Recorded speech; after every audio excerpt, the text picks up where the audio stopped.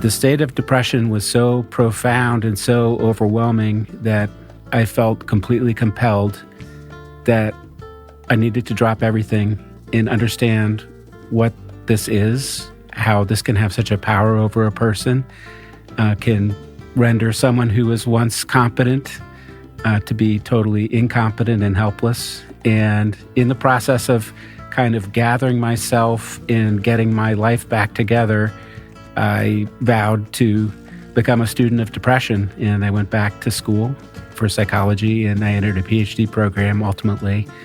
And for the last 20 years, I've been trying to understand the mood system, how it is capable of both ordinary low mood and severe depressed mood states, and then how people can emerge from these episodes of depression and hopefully get their lives on a better course and perhaps even learn from these painful depressive episodes. Welcome to another episode of the Bounce Podcast. I'm Larry Weeks. In this episode, we explore the human mood system and the origin of depression. Rather than viewing depression as a personal failing, we explore how it's rooted in the very systems that helped us survive. It's an interesting conversation about how these ancient mood regulation mechanisms, which once served us well, now collide with the complexities of modern life, and what that clash means for our mental health today. My guest is Dr. Jonathan Rottenberg. Jonathan is a professor of psychology and the director of Better Outcomes Laboratory. His work examines long-term functioning and well-being after depression and related conditions, with a particular focus on explaining why some people achieve good outcomes. He received his BA from Harvard, an MA in history from Johns Hopkins, and his PhD in psychology from Stanford University. Dr. Rottenberg's research has been covered in popular outlets such as the New York Times, the Washington Post, and the Wall Street Journal, and he's authored two books, The Depths, The Evolutionary Origins of the Depression Epidemic, and Depression, What Everyone Needs to Know. His most recent digital outreach project is Ever After, a video series about life after depression. So in this episode, we talk about Jonathan's own experience with depression and how it shaped his research and mission, why depression exists, the evolutionary origins of the mood system, how low mood is rooted in the same system that drives joy and energy, how humans and animals get depressed, how depression's survival strategy is mismatched with modern stressors, the difference between ordinary sadness and depression, why depression feels permanent or can feel permanent, the role of rumination in relapses and how it wires the brain for recurring episodes, the adaptability and resilience of the mood system. We talk about how mindfulness and other techniques like it can disrupt depressive thought loops, and why some people achieve better outcomes after struggling with their mental health for a very, very long time. I think this episode will help many of you see depression and overall negative moods as a part of a broader human experience rather than a personal flaw or failing, which many people think, which compounds depression itself. And it's also, I think, a must listen for anyone interested in a deeper understanding of human emotion and the complex relationship between body, mood, and environment. And hopefully it will equip you to have more empathy for yourself and others. So without further ado, here's Dr. Jonathan Rottenberg. Thank you, Jonathan, for coming on. I really appreciate it. I'm glad to be with you. I listened to your show this morning. It was a recorded episode with Frances O'Connor. Yes, Your Brain on Grief. Yeah, she was great. And that's interesting because reading your books, by the way, I read The Depths, really good book, but it sounds like grief is kind of a touchstone for your studies. Is that right? Or bereavement? There's overlap between the mode of depression and the mode of grief. You know, there are two modes in our mood system. There are two things that our mood system can output. So yeah, there are variations. So Jonathan, I'm really going to kind of focus on, as my touchstone here, the Depths, that book, as I just finished it, and where you explore the evolutionary origins of depression. But your personal experiences seem to have shaped, but again, correct me where I'm wrong, your kind of professional focus maybe on depression and emotional well-being. You seem to be very open about your own struggles in the past with depression. Were there any pivotal moments, Jonathan, or experiences that led you to focus on depression and emotional well-being? Or was it always kind of on your track? Not only was the study of depression not on my track, but when depression hit me when I was a young adult, I didn't know what it was that hit me.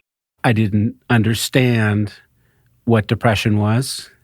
I didn't understand the state that I was experiencing, and I didn't know what to do.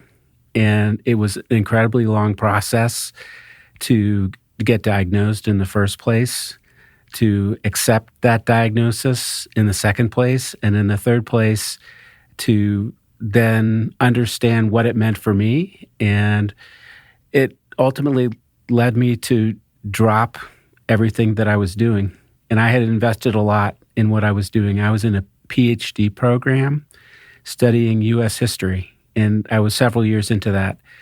But the state of depression was so profound and so overwhelming that I felt completely compelled that I needed to drop everything and understand what this is, how this can have such a power over a person, can render someone who was once competent to be totally incompetent and helpless. And in the process of kind of gathering myself and getting my life back together, I vowed to become a student of depression. And I went back to school for psychology, and I entered a PhD program ultimately.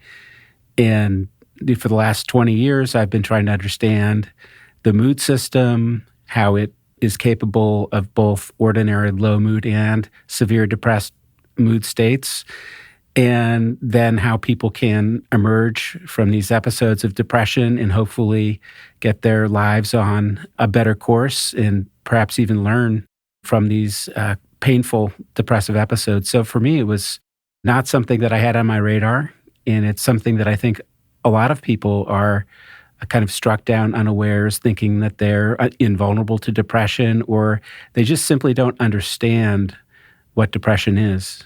What are the misconceptions you think or have validated one way or the other as to what people think depression is, either in popular consciousness or pop psychology or other?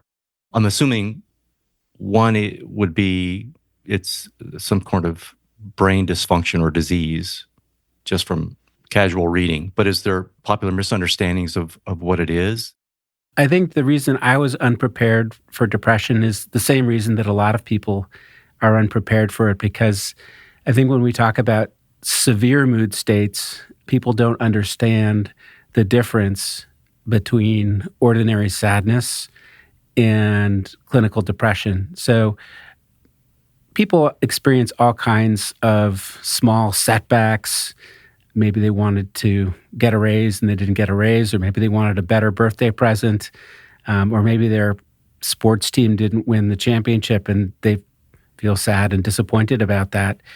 And I think the idea is that, well, maybe depression is just a little bit more of that. And I've experienced what it's like to have those minor disappointments and losses. So therefore, I have insight into depression. And if you think that the experience of severe depression is just like ordinary sadness, just a little bit more, you'll lose the ability to really understand what people with clinical depression are going through. So I didn't understand what people with depression were going through. And I think there's sort of the idea that, well, why don't they just try harder? Why don't they do X, Y, Z? You can give them a list of 10 things. Didn't they do the 10 things? Well, they did the 10 things. Give them the 11th things or the 12th thing. Severe depression can put people in a state of profound paralysis where they can't use their brains very well. They can't use their bodies very well. Very simple acts like getting out of bed or taking a shower take up an incredible amount of energy and thought. That's what I didn't understand. There's other misconceptions, but I think that's a pretty fundamental one, because there's still, in our culture, is kind of the concept of bucking up and just kind of always fighting through it. We have a strong fighting spirit, and the idea is, if you've lost the fight, well, just buck up.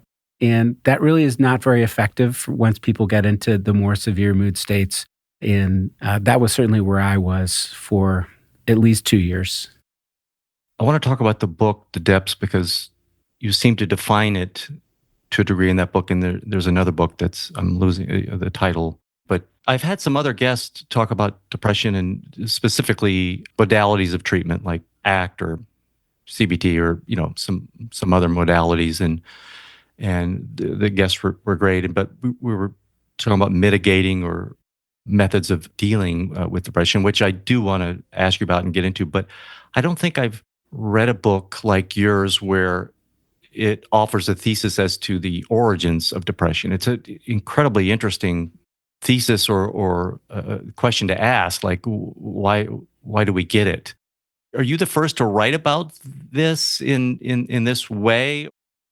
I mean, I'd like to think that the book does offer a 30,000-foot view of depression and the depression epidemic that you can't really get in any other single place. I'd be kidding you if I said that all the thoughts in the book were original. I owed a lot to other thinkers, particularly in the tradition of evolutionary psychiatry. For example, there's this man, Randolph Nesse, who wrote about what if depression is an adaptation. And there are other theories that have postulated different ideas about what these mood states might help us. It just struck me because it was helpful, and I always go back to the aspect, Jonathan, of insight. Just having some insight into something is helpful in and of itself. And to jump in it, you're exploring the evolutionary origins of depression in that book. And tell me if I have this right. It seems that the core message in the book is that depression is either not, or it's not merely a disease or a defect, but an adaptive response with evolutionary roots. Do I have that right? Am I in the ballpark? You're in the ballpark. What I would say is that we have depression because we have the capability for mood. And that capability is essential, not only for us as humans, but our mammalian friends all have the same capability. It solves the problem of behavior. Organisms need to know what to do next. In states that are energizing, that say rewards are present, you should get out of bed, you should get moving, you should pursue those rewards, things that over evolutionary time have led to survival and reproduction. And conversely, states that are de-energizing, when the environment is extremely adverse and there might not be opportunities to obtain rewards, that same mood system deactivates us. And so once you have this capability for mood, which I would argue is in all of us, in our mammalian friends for sure, we could go down the phylogenetic chain, and I suspect you could see analogs of mood in other creatures as well, whether we want to go to trees and flowers. It might be going too far down the chain, but this is a highly conserved general system for energizing and de-energizing behavior. And once you have that system, you have a distribution of moods. You have the capability both for high mood and for low mood. And once you have that capability, you have the capability for extreme mood states, including some mood states that people might get stuck in, not only on the low pole, so clinical depression, and people might get stuck in for a long period of time, but also mania. So there's this condition, bipolar disorder, where people will typically alternate between periods of high mood that's very extreme called mania and states of depression. Those are people who have maybe enhanced capability for this extreme variability in mood. But I would argue that these mood disorders more or less come along for the ride. Once you have that capability of mood, there's no additional disease. It's merely the capability of mood plus being in certain kinds of environments. So it's not us off in a vacuum that become depressed or become manic or have a normal mood. It's us as we're getting reinforcements or we're in local or even global environments that have stimuli that may be energizing or maybe de-energizing. So I think where I may overlap with other thinkers is that I see a multitude of influences that shape this mood system. So both the events in the world, our cognitions, our relationships with other people, and yes, our biology as well. So whether you have an illness, whether you have a disease, that can absolutely have effects on your mood system and can be a precipitating factor for a mood disorder or a period of very low mood. So depression is this evolutionary response. And given that it's meant for some behavior change or modification, so especially for, let's say, a highly social animal like humans, so there's a loss or there's a shock to social resources, let's say.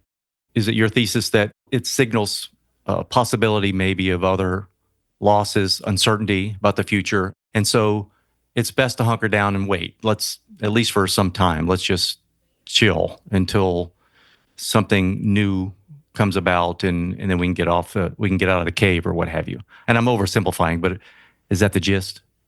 That's very much the gist. And if you think, for example, a young person who prematurely loses a parent has died. This is an enormous social resource. This was the person that was providing food and emotional sustenance.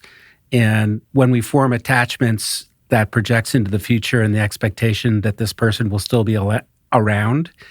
And so when there's that death, that premature death, the mood system sends a very strong signal: stop. Something very big has happened. And in the case of grieving, this is often a social process. And in that stopping, there will be other resources that will come that will help the person process the loss and the meaning of the loss, and maybe even find ways to replace the lost resource, in which case the depression or the low mood state will probably be relatively transient. It might last for some weeks. But could you imagine without this capability, you've just lost something fantastic that's your mainstay, your main connection to the future, and you just ignore it and you go off into the forest. Those were the children who were predated upon, or someone stole them. So I think this is highly conserved because there are historically have been environments where it would be dangerous to venture forth. So if you think of times of famine when you had to conserve resources because literally people were starving to death, that wouldn't be a great time. Just go explore and see. And if you would do that, right, you would do it with others. You wouldn't do it off by yourself. There would be a strong inhibition about striking out on your own in that kind of situation. Yeah, I was in my mind being maybe overly reductive, but now you kind of presented it. That's what I was thinking, is how far back, and if this mood was beneficial for survival, so it's going to be propagated, right? So it's going to carry on, or at least that reaction, or it's adaptive. But I was thinking how far back, let's say an original scenario where, and I think you alluded to it, let's say you're in a tribe and it's a huge tribe, but they're all migrating, walking in a pack. And then one by one, people start disappearing, right? Or overnight, you wake up and half of the tribe is gone. And some of these you have connections to. Now you're sad, and you also don't know what's going on. Why are these people disappearing, or what happened to them? So you're going to hunker down. I mean, in some ways, I think that's perfect, Larry. I mean, I think one thing that people don't understand is that we're not really configured to be happy. We're configured to survive, and so depression is not off on an island. So you mentioned these scenarios where people are feeling depressed and anxious. And why are these two things often co-occurring? Because the situations that are often the ones where there's nothing we can do are often also threatening, meaning that harm could come to us even if we do nothing. So another kind of signal moment for a lot of people, and I know I was the right age for this, was 9/11. And when the towers came down, people just stopped. And you felt incredible horror, and you felt fear, you felt anger, you felt sad all at once. And many people, of course, felt depressed, and it was all about the future, the uncertainty about what this meant. So we have a mood system that is forward-looking, trying to figure out what is the situation, what can I figure out how to do the right thing next. But it's often the case, right, that we'll be in situations where there's some threat out there, and in addition to being prone to depression, we have some proneness towards anxiety. And I don't think people would doubt that anxiety in many cases is adaptive. And if you think again, if you have organisms that are not capable of projecting threat into the future, so you're walking on the street, I don't know if you've ever been in a foreign country and been about to step onto the curb where they drive on a different side of the road, and you almost got run over because you're a threat. Your threat detection was a little bit down. But if you ramp up your vigilance before you step off every curb, you wouldn't get into that situation. So there's always this balance between trying to figure out whether we should energize our behavior and move forward, or whether we should pull back and withdraw and be in a kind of a threat detection mode.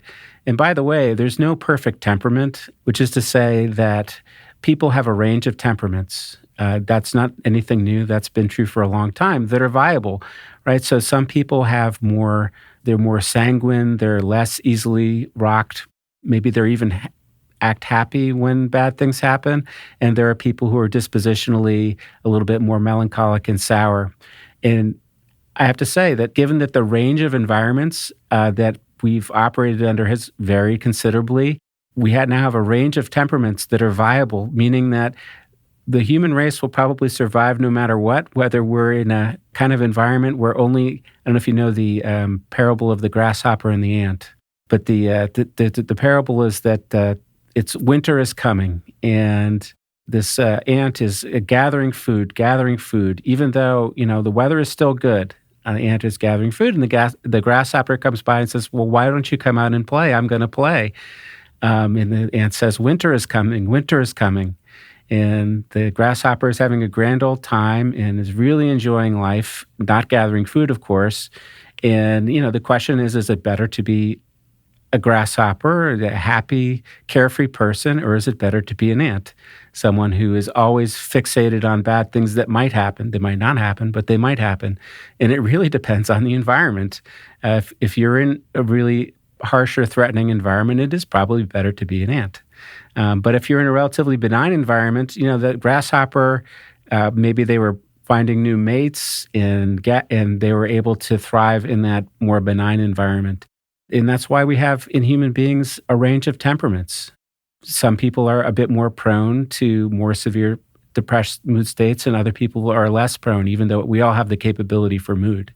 Yeah, you just reminded me of why half of the country got depressed after the election. This, uncertainty, like what now, right?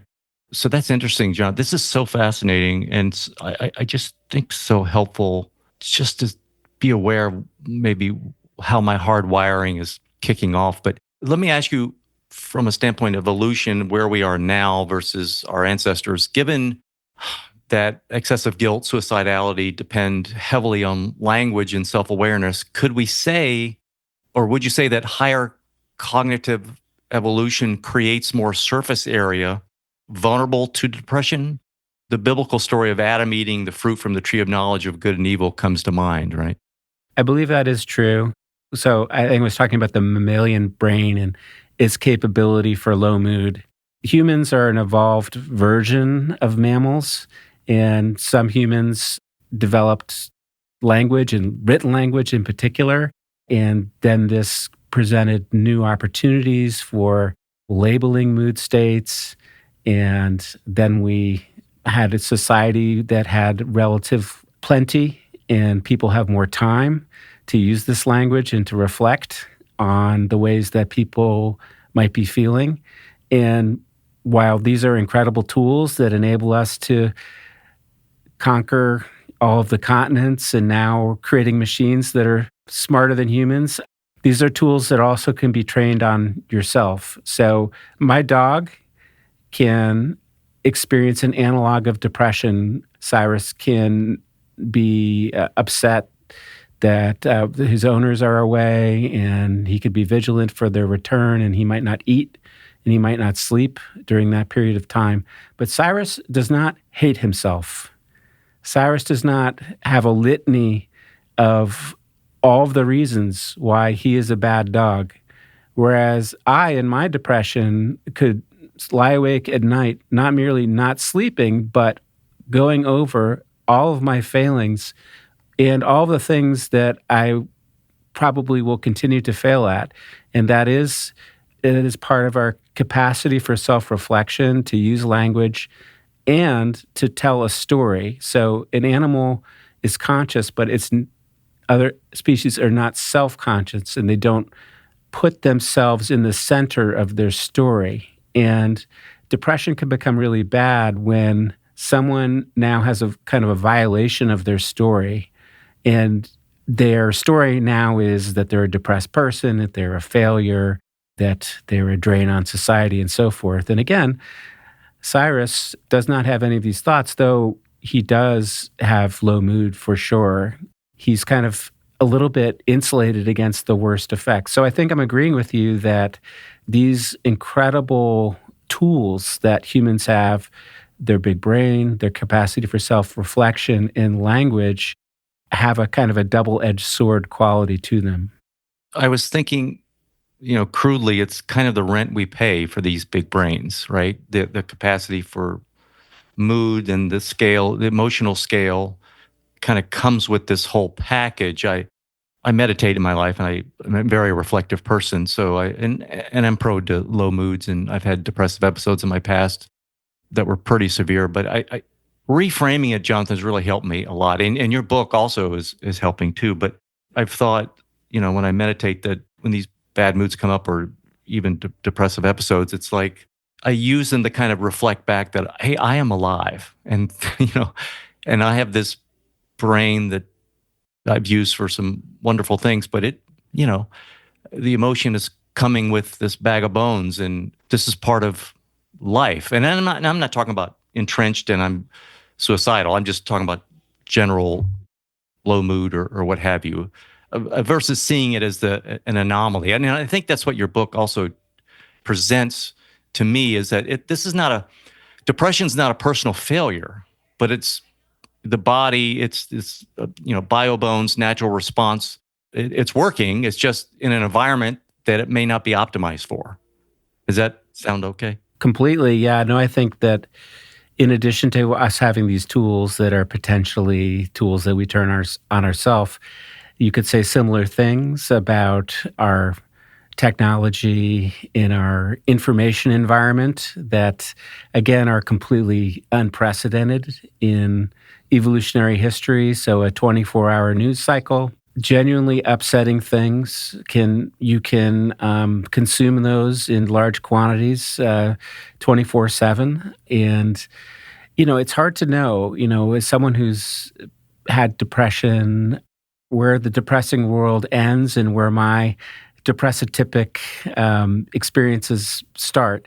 Is it does seem to me that we do live at a moment where there's planetary crisis in terms of environment, there's political crisis regardless of which, in the United States, quote-unquote, side you're on, a sense of crisis, economic crisis, there's wars around many countries in the world, and the threat of potentially even nuclear wars. We just came through a pandemic, and the possibility of pathogens that sweep the world again is a completely live possibility. And superimposed on that are the normal upsetting things that, when I say normal, I just say routine upsetting things that if you consume the news media, you'll have to either absorb or inoculate. And maybe it's no surprise that many people will just turn it off, because I think this is quite unusual. The way that news and information worked in the past, there was much less of it. There would be information, there would be bad news that would be transmitted. Maybe someone would run a message that was a really important message, a bad news sort of message, but we were not beleaguered by bad news continually. So, and this is apart from what might be going on in a person's individual life that might be bad news. So that's part one. And yeah, so I could just sort of say that there's a lot of things that are making life very hard for our mood systems. So the question is, if mood is generally a pretty good thing, then why is there so much clinical depression now? And I think you just have to look in part to the environment. It really doesn't make sense to think that we have a novel disease, because the incidence of depression really has increased quite a bit, in the 20th century. And there you see there's been a lot of changes in our environment, not only in the news environment, but things like electric lighting and people putting off their bedtimes well past when darkness falls, and consuming, again, often these unhappy messages on social media or in the traditional media, and delaying their sleep. And sleep is something that the mood system really likes to have. So there's a multitude of, you could say insults, or you could just say forces that are pushing more people into low mood than before. And this is the pool of people for whom there's greater risk for the more severe mood states.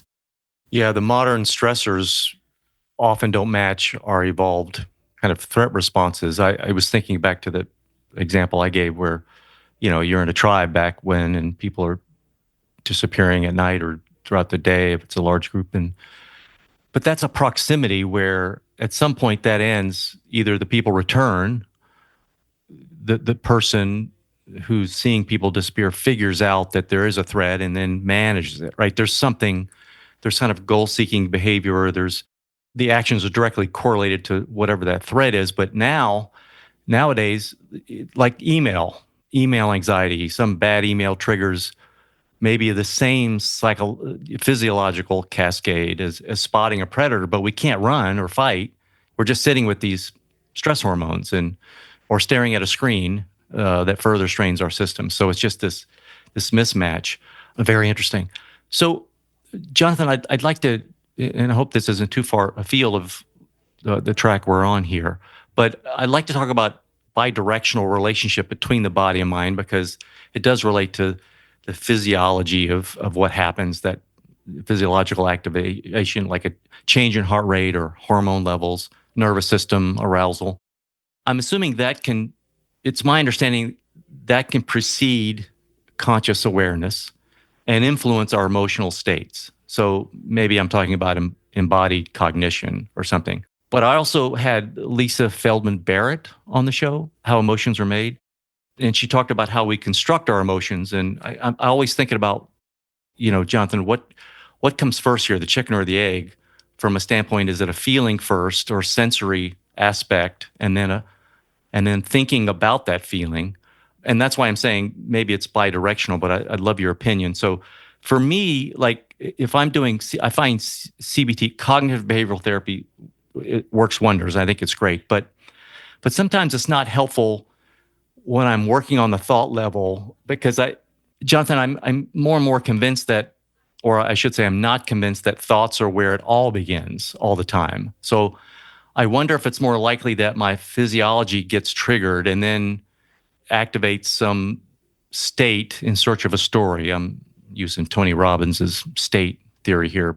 Yeah, I mean, I don't know if it's a question that's easily answered, but it's a great, prompt to think about what is the mind-body relationship in the context of depression, and whether thoughts alone,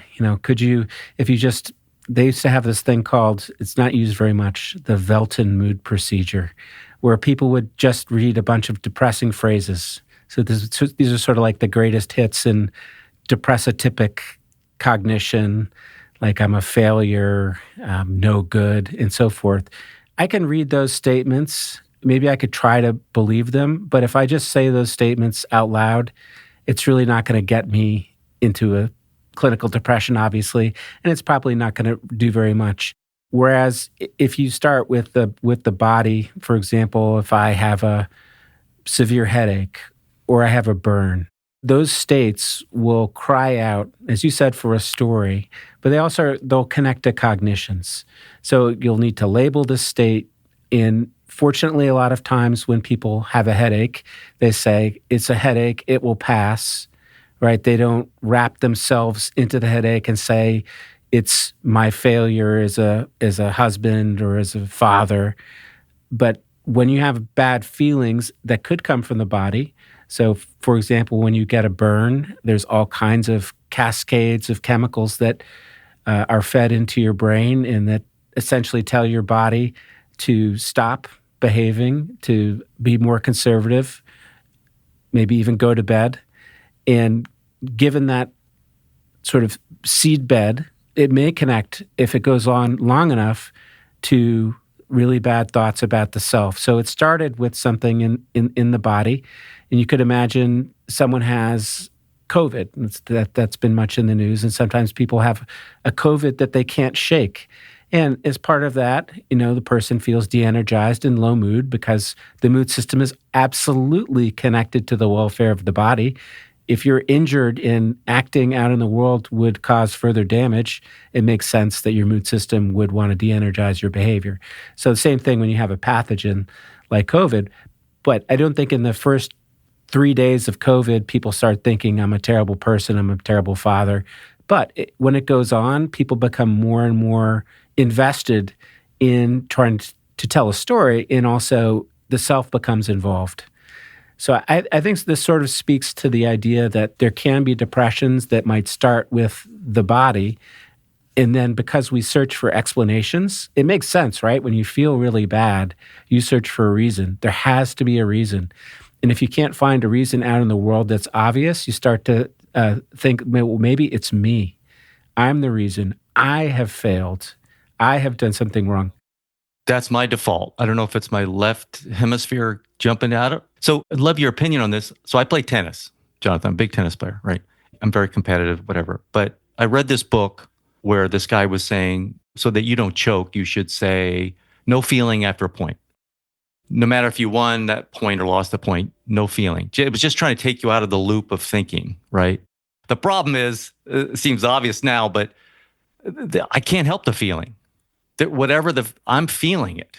And what I found, because I was trying to do that technique, what I found was it's impossible. I'm caught up in a game, my body's reacting, and it's generating me to interpret a mood. Like, Larry, you suck. You should have won that point. So what's happening is the feeling, this is my assertion of what's happening. The feeling is happening, and then I'm throwing in interpretations. You're terrible. That was bad. This is bad. It may not be bad. I mean, I could eventually win. What worked for me was saying, okay, feeling, no label. So I would allow myself to feel it, Jonathan, but not label it. And that really, really helped. I just stopped, I tried to circumvent the thinking behind that feeling because I couldn't stop the feeling. But it was helpful for me. I just keep catching these feelings. So then now occasionally when sometimes I actually am aware that there's nothing that I'm aware of that I'm thinking that's bad, but I'll feel in a low mood. I've slept, everything's fine, but I feel some anxiety or something. And now I go, okay, I'm feeling it. Where am I feeling it? It's my chest, my head. I just kind of tune in. And then I try to see, where is this coming from? And so I ask myself, is there information here? So first, I'm telling my body, I'm picking up the phone. I hear you. There's something going on. What is it? And if no information comes in as to why I'm feeling that, I just drop it. And it's been very helpful for me. I don't know. I'm just throwing it out for the audience. Somebody to try. Self-experimentation. Well, I mean, I think that's brilliant. It's connected to all kinds of clinical techniques, what you're just talking about. I would say, like, when I was depressed, so I didn't understand what depression was. I didn't understand why I was having these thoughts or these feelings. And like a lot of people, I didn't have experience with the idea that I'm not essentially my feelings, meaning like if I have this feeling that I don't really deserve to live, if that my life has no value, or this is one that I had more than once, my life is over. I had that thought. It was, of course, tinged with feeling, but that's it. Like, stop kidding yourself. Your life is over. I'm having this thought. It's coming very strong. Sort of what you're talking about is this possibility of saying, oh, that's interesting that I'm having this thought. but that it's not a ground truth reality, meaning that it's data that you're coming in and you're not taking it as the absolute final word on everything, but that your mind sometimes serves things up that maybe they're not to your liking, and you can say, I'll wait for the next dish. I'm not going to really bite on that one. It takes a certain amount of training because it's kind of unnatural. We've spent our whole life listening to our thoughts and listening to our feelings and having some degree of trust. So the techniques of mindfulness, for sure, this technique called diffusion. So the idea is that you're often fused with your thoughts, but just take a step back and say, this is a thought that I'm having, or this is a thought that my brain is, and say, thanks for the thought, but not I am the thought. And also cognitive behavioral therapy also takes very more skeptical approach towards consuming one's own thoughts, even amidst the idea that thoughts could represent different kinds of errors. And that too can also be helpful. And I'm not saying that people shouldn't pay any attention or mind to their thoughts, but I think the problem with more severe depressed states is that people become 100% locked in to their thoughts. They can't take in any other information. They can't take any other information, any alternative views, and they take their thoughts as like the absolute gospel truth. And their thoughts are screaming at them that they're terrible people, that they'll never emerge from this. And so they lose whatever could be helpful. So this is sort of one of the tricky points is if we say our mood system is generally helpful, has stood the test of time, and even these more severe depressed mood states have their place in helping people to adjust to big shifts in their environment. But there's someone who's locked in depression for 2, 3, 4, 5 years, it's unlikely. It's unlikely that this is terribly helpful. And so it's being sustained by some of these cognitive processes are very important in sustaining these periods for really longer than they would be useful to someone. So I guess I am not one to say that you should just wallow in your depression because the mood system always knows what's best for you. I think it's on average, it's better to have the capability for depressed mood than not. But that said, and thank God, we're not entirely passive creatures, right? That there's nothing we can do when we start to feel depressed. And that I think research has not done a good job of really understanding or explaining how people adapt and cope with these severe depressed mood states, that the idea that you could actually learn something, because again, just go back to your idea that you raised at the outset, alternative idea that depression simply represents disease of the brain or somewhere in our genome that is unconnected to any value, so that all depression, we should find a drug or some medical procedure to make it all go away. Wrapped into that would be the idea that there would be nothing really to learn from a depressed mood or even a severe depressed mood state. And I think that's quite wrong. But I would also say that I believe it's quite wrong that we should wallow in our depression, that we should make no effort to get better, that it's fine if depression goes on for 5 or 10 years. As someone who thinks, yes, I learned things from depression, it's a part of me, it's part of who I am, this capability, and in some sense, I'm glad that I had this terrible experience.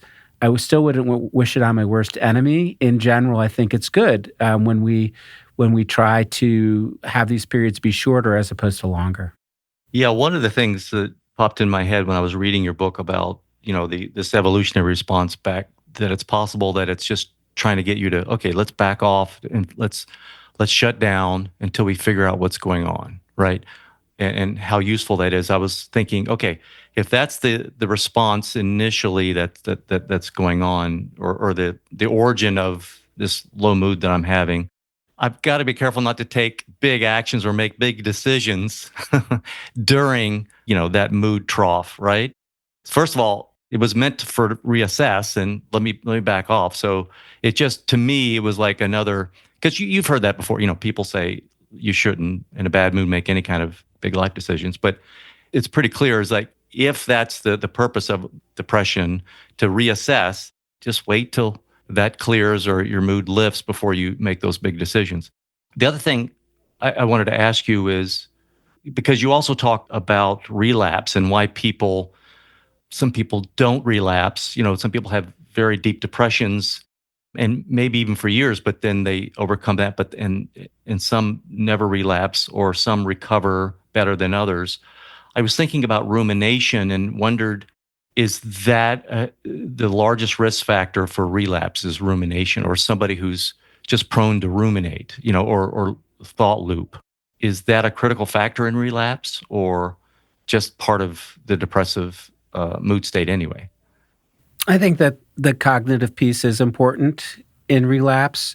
Unfortunately, there's a multitude of factors that influence whether or not a person gets depressed in the first place, from life stress to problems in relationships, to their genetic or biological vulnerability, to cognition, to all sorts of environmental factors. And many of the same factors also influence relapse. And then one thing that's different between relapse in the first episode is that the nodes, or the interconnections between thoughts and experiences and memories that got formed in the first episode get reactivated. Is this plasticity the downside of it? Yes. So basically, when you get depressed, all the times in your life when you fell short, when you felt sad, those are highly salient to you. You have no trouble thinking of those times.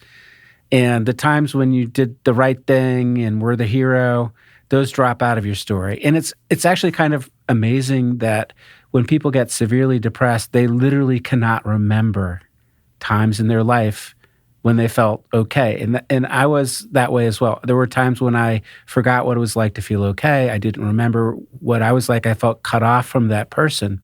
It feels deeply permanent. And part of it is, your mood system, again, trying to figure out, what to do next. And it's like, well, if this is permanent, then, I might as well just stay where I am.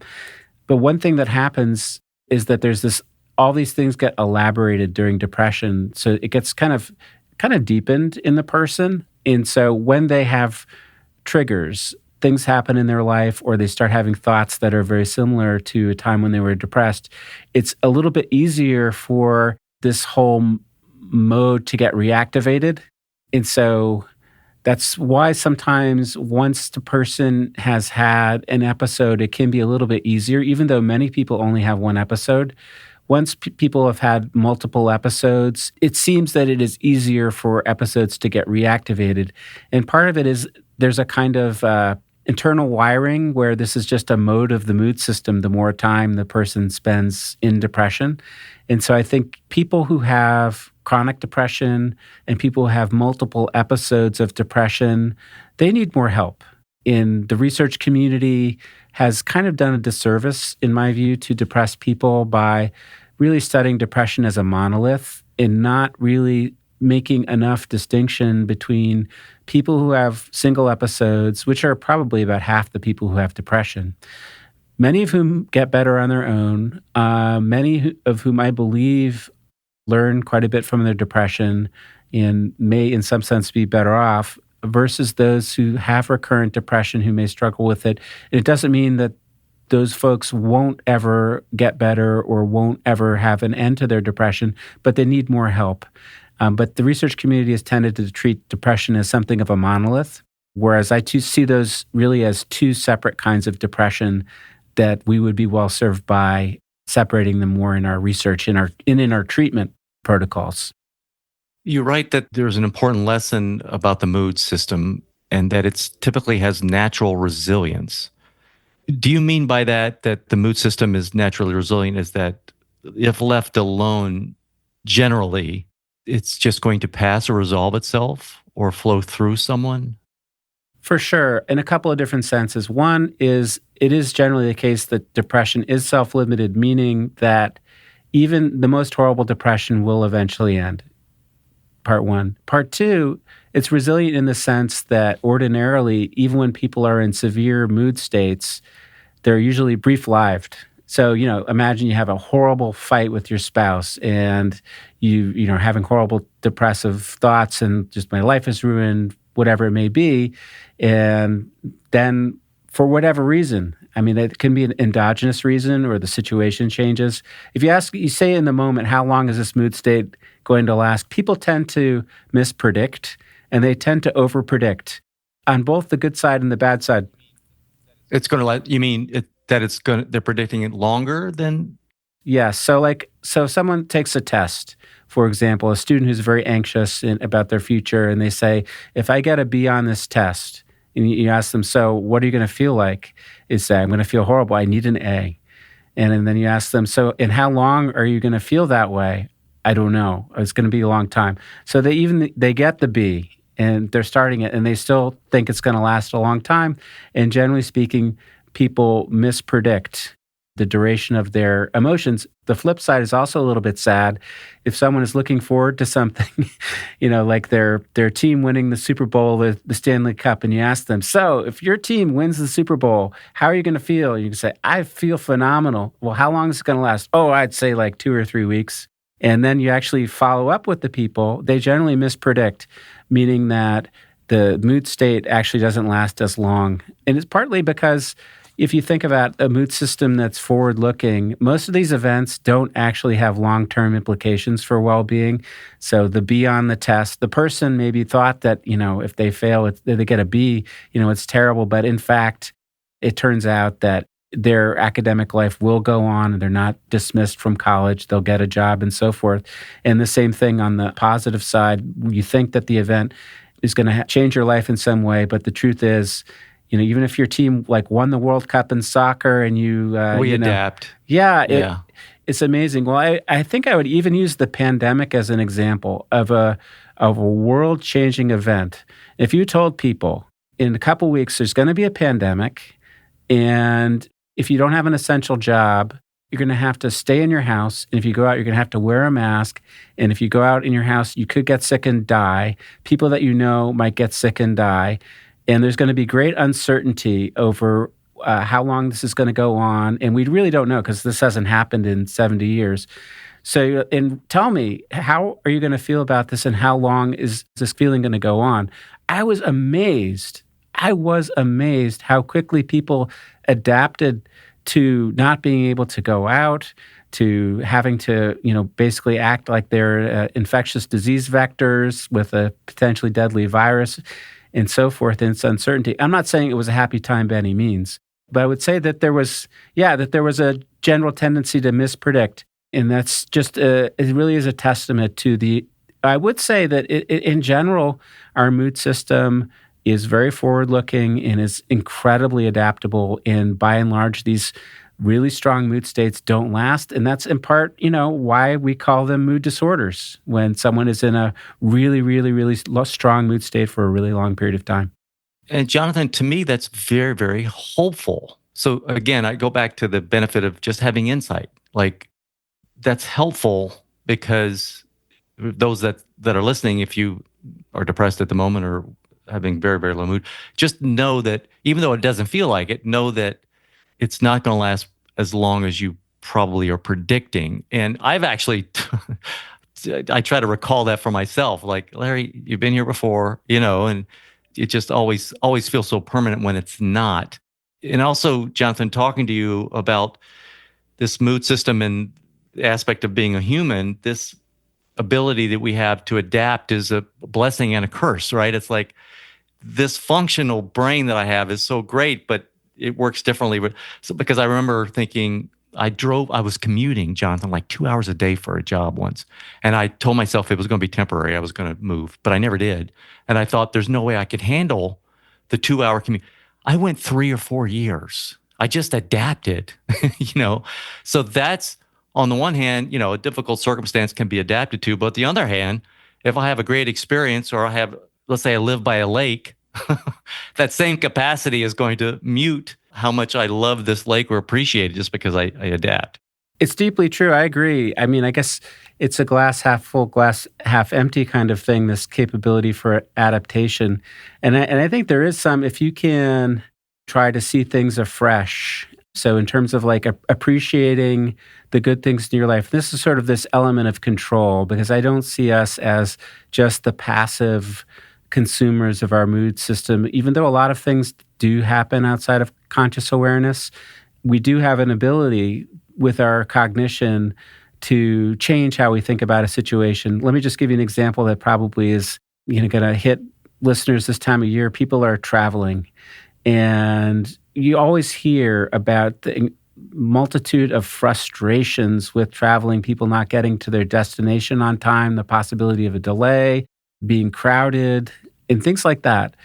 But if you told people you were going to be able to travel from one side of the United States to the other side of the United States, you're going to be actually doing that travel in the air, and you'll be going like 500 miles an hour. You'll be sitting basically in a chair in the sky, and it'll get you to your destination in like 5 or 6 hours.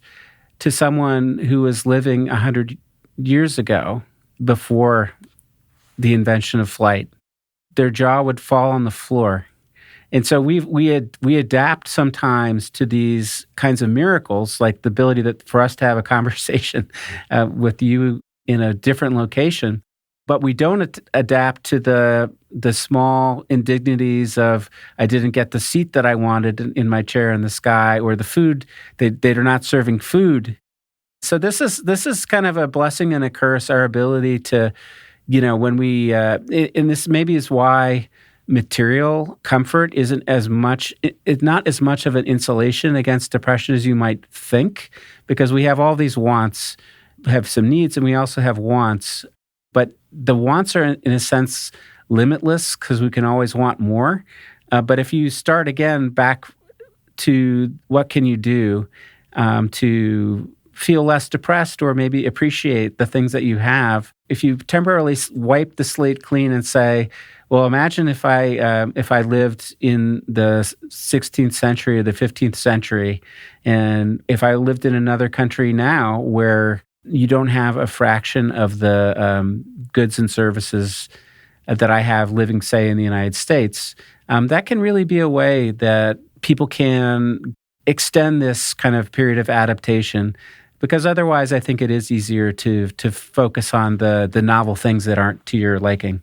How did you navigate your way out of depression? Or was it attrition over time? It just dissipated? Was there a proactive effort on your part to navigate out of it, or figure out what's going on and then come out of it? And if so, what helped you? And I'm not saying this is a prescription.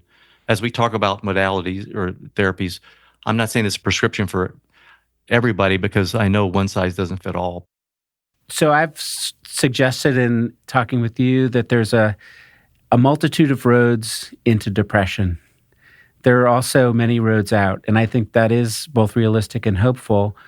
So if one thing doesn't work, you can keep going. In my case, I did avail myself of many of the conventional treatments for depression: psychotherapy, medication treatments. I was an inpatient in a psychiatric ward for about a month. And, maybe that was 5%. I really did not have such great luck with that, but it was something that maybe helped me keep going and helped me have the patience to kind of outlast the depression.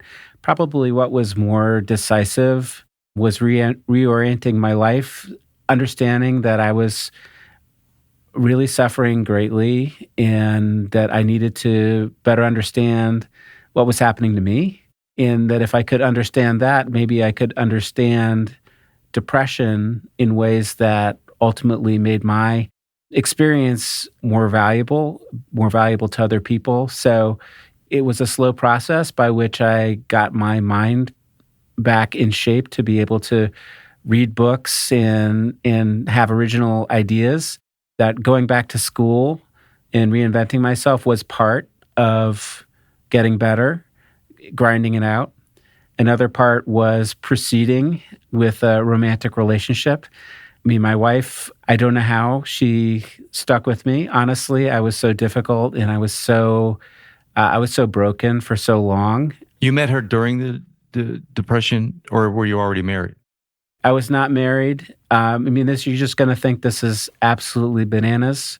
Was a high school sweetheart and probably was always the person that I thought of as my person, the person that I compared everyone to. We did break up for a number of years, and I started to feel bad.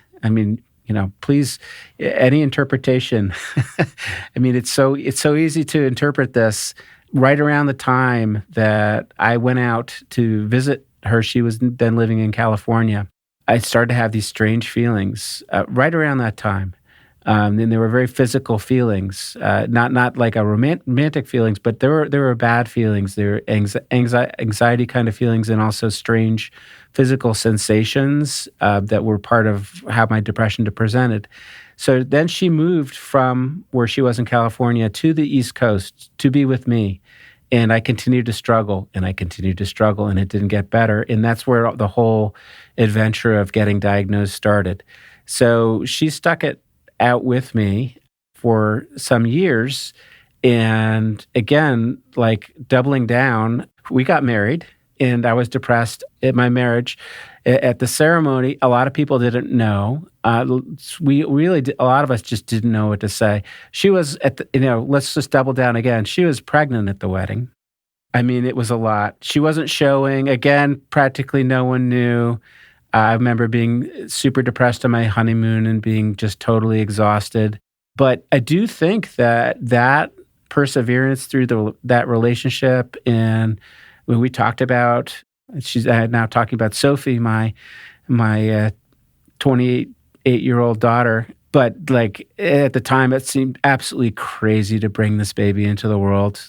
I was in such bad shape, and Laura didn't make a lot of money, and she just doubled down again. And so she was working, and I was taking care of Sophie when Sophie was born. And I was going to school, and I was applying to PhD programs in psychology.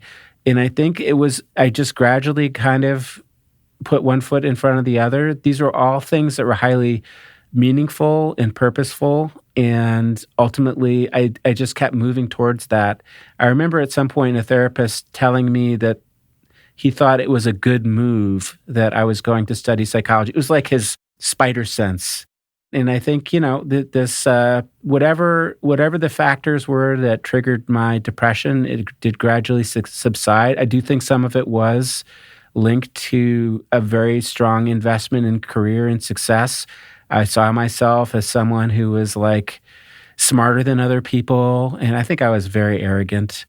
And that was part of why I don't think I even admitted the possibility that I was depressed when I was, in fact, depressed, because whatever, I was smarter than that, I would figure it out. And that just made it worse. And then I couldn't use my brain at all, and I couldn't read, for example. And so I had to drop out of my PhD program, and it was totally embarrassing and humiliating. So, I think there are a lot of reasons why I got depressed. But maybe it was sort of like, if you think about the mood system, and if at the beginning, John was very defined by his brain and his work. And then at the end, yes, I had this important work that I was doing, but I also had a relationship. I also had a family. So I sort of diversified, I think, my interests. And I think I was a little bit repaid for doing that. Because the mood system is picking up on all the things that you're doing, all of your pursuits. Was it triggered by some kind of loss or change? Honestly, what I think, it's hard to know, right? Because life isn't a controlled experiment. Yeah, it's hard to know for sure. I've certainly spent time thinking about it, and I've talked to people about it. I do think that things started to spiral when I think I had some doubts about my ability to be successful in the original PhD program. It was in history, and that was a field where it was very hard to get jobs. And I was working on a topic that was very unfashionable at the time. And I would always, sort of like my wife, always double down. So, I felt worse, but I was like, I'll just study harder. I'll just work harder. But then I was less able to concentrate. And it got to a point where I literally felt sick. So I think that was a big part of it. I also have a significant family history of mood disorders. So, yeah. So I think there's a temperamental vulnerability. So, if we think about those, all the variation in temperaments, it's going to take less to push me into depression. And probably I didn't have all of the coping strategies that the experience of depression, fortunately, has given to me that I've learned from, because depression doesn't just break you down. It can also be something that gives you a new perspective on yourself and on your life. Dark night of the soul. You could come out better on the other side. Yeah, yeah. 100%. And that's something I'm very interested in studying now, because I'm aware actuarially that there are many people. I'm not going to put myself up as a poster child for good outcomes, but we'll just say objectively there are people who do very well after depression in terms of, for example, rating themselves as leading lives that are happy, lives that are fulfilled, purposeful, meaningful, the elements of psychological well-being. That well-being is a frequent outcome of depression, that depression is not always followed by continued misery. And understanding who among those who initially have depression go on to well-being, I think is extremely valuable to understand both the fact of good outcomes, but also what could be done to increase the number of people who have good outcomes after depression. Because God knows people who have depression, they want, of course, not to be struggling with the symptoms of depression, but more typically they want to be happy and fulfilled and to be functioning well. Our research enterprise has really not done a good job of thinking about the future of people who have depression. It's really mostly been about what can we do to reduce the symptoms of depression, which is a pretty impoverished view of a human being. Of course, we're capable of symptoms, but most of us want to be successful in our jobs, in our relationships. We want to be personally fulfilled. We want to feel good. And those are the good outcomes that I'm very interested in learning more about. Is this part of the Depression to Wellness project that you're working on or a part of? Yeah, so I was in Florida for 20 years for my academic career, moved my laboratory to Cornell, in part coincident with a change in the theme of my depression research to focus on good outcomes. So the name of the lab is Better Outcomes Lab. And the first study that we're beginning now is called the Depression to Wellness Project. And it is intended to gain a better understanding of these good outcomes after depression, specifically well-being, by studying people who might be at various points in the transition between depression and well-being, because there's a multitude of starting places, people who are still depressed, people who are no longer depressed but are not reporting well-being, to people who had depression in the past, have completely recovered, and who are experiencing high levels of well-being. So we want to understand how people make those transitions, because we know that some people do make those transitions, and that people are absolutely reasonable to want good outcomes that go beyond maybe not having depression that's as severe as they had before. You mentioned this earlier. There's many paths to the mountain. There's many paths into the depression and many paths out. But with all this study and research, anything promising, or are there any statistical anomalies that are saying, hey, this particular therapy works very well, or this particular intervention does better than this one? Just because everybody's so different, I'm assuming it's just a wide variety, but I'm still going to ask. Well, I'll just answer again from the 30,000-foot view, because I think that is actually both realistic and hopeful. So part one of that is the depression end. So if you're in a depression, even if you don't do the right things, you'll feel better. And you can hasten the end of depression through a multitude of different pathways. Now, where it gets difficult is predicting in advance what will work for you. So will medications work for you? Will a psychologically based treatment like cognitive behavioral therapy or interpersonal therapy work for you? Will exercise work for you? Will light therapy work for you? That's where it can be difficult.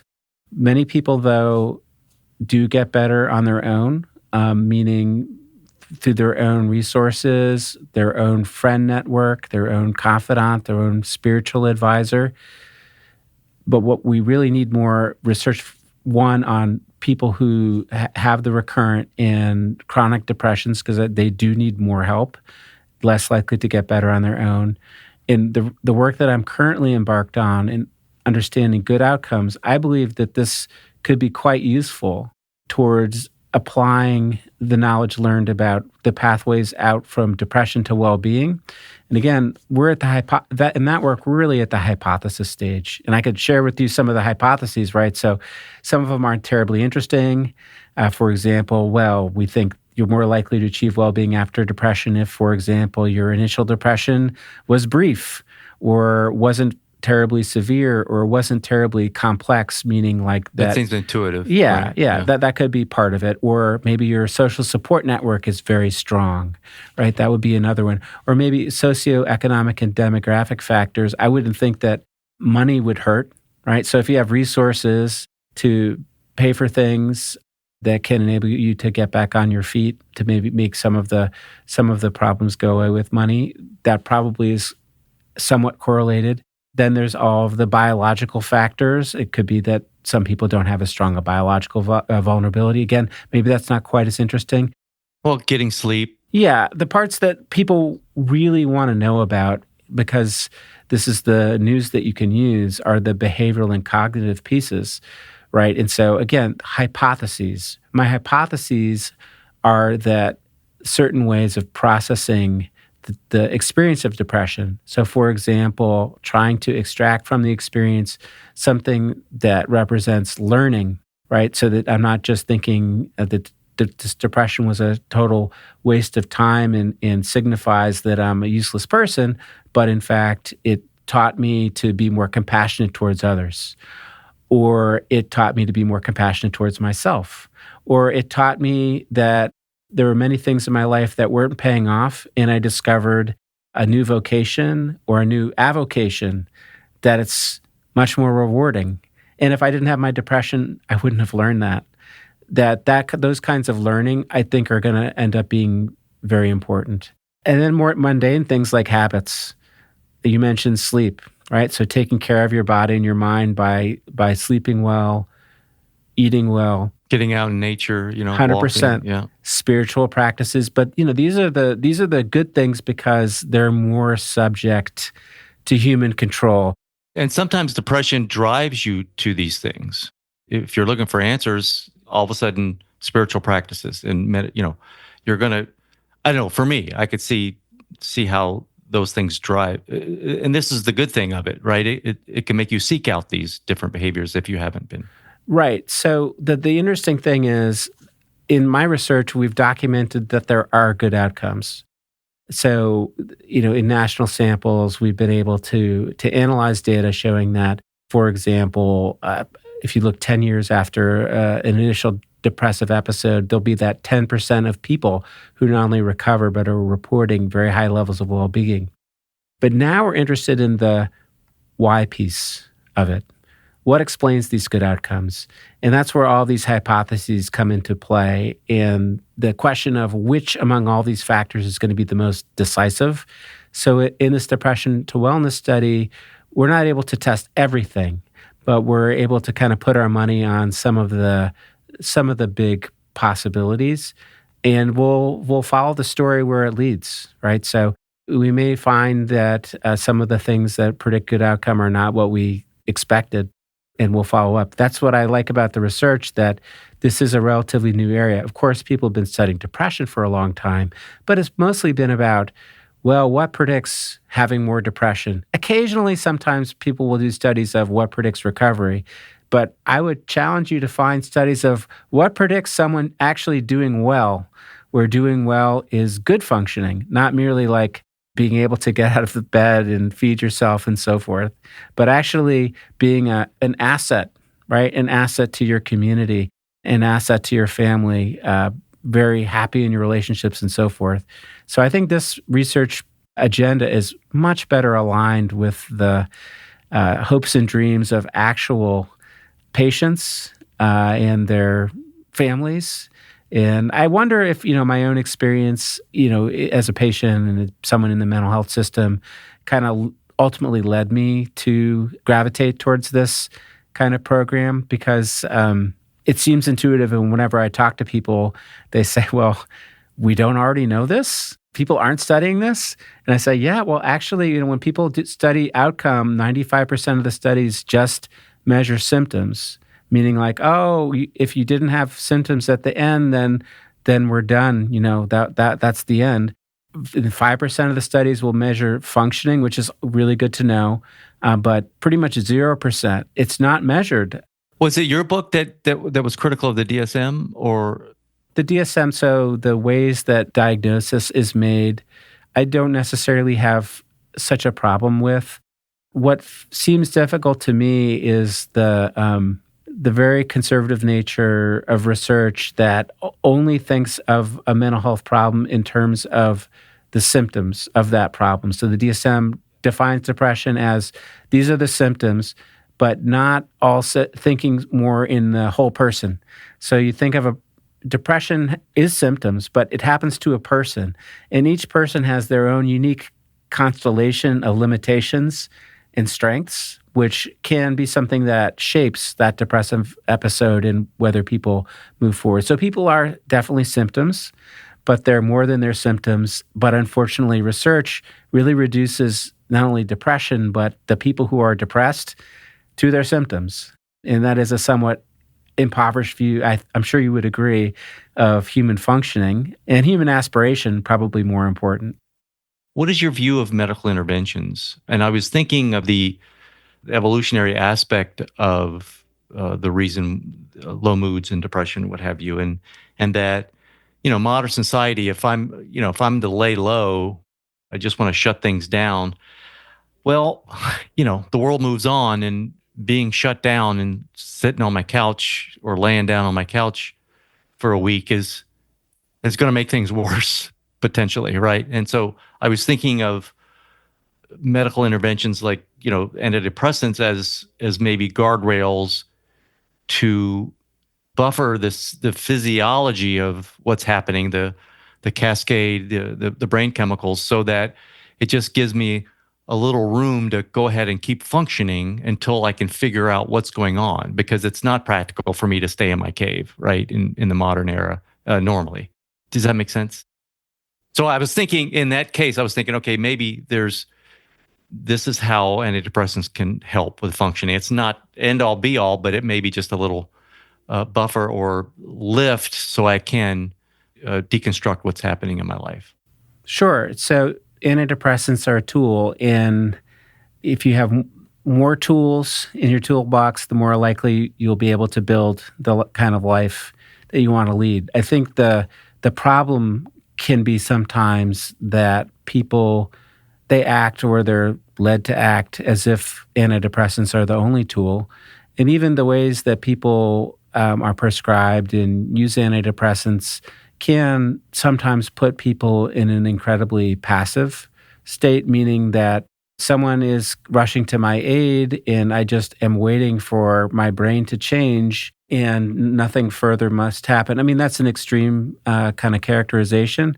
No, but I could see that. I could see, pop a pill and I don't have to do any personal work. Yeah. And so if you think, look, I'm going to decide to avail myself of this tool and I'm going to see what else might be helpful, because you don't know in advance.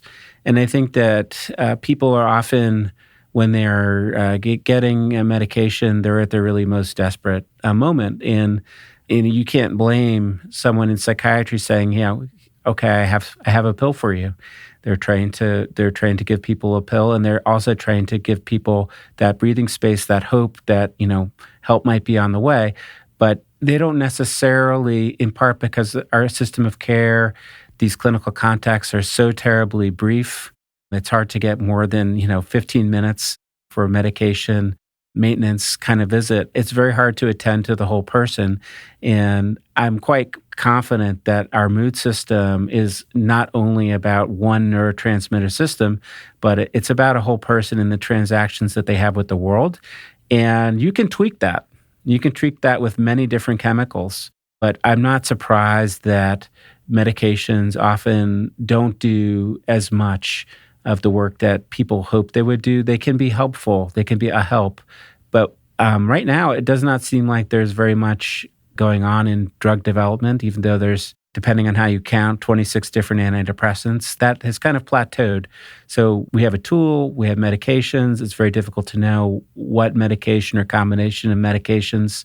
There are 26 antidepressants. Yeah, there's dozens, I had no idea. yeah, of antidepressants, yeah, in different categories and so forth. And so you're kind of urged to be patient. So as long as people go in with their eyes open and say, hey, this is a tool and I'm going to certainly try other things as well, I'm supportive and totally understand.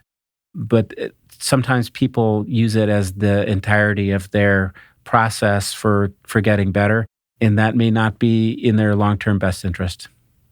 Yeah, I go back to our ancestors where they're hunting and the ground is fallow, there's no food to be found.